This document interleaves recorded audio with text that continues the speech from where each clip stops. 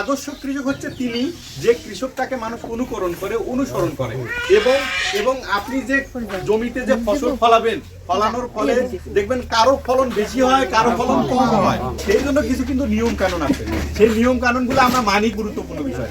DS এর নাম শুনছেন? ডিএস প্রত্যেকটা ইউনিয়নে 3 জন করে ডিএস আছে।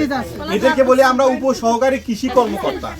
এদের দায়িত্ব হচ্ছে যে আপনাদেরকে পরামর্শ দেবে, আপনি কখন কোন ফসলটা লাগাবেন, তারপরে কিভাবে চাষাবাদ করবেন, কোন পদ্ধতিতে ফলা।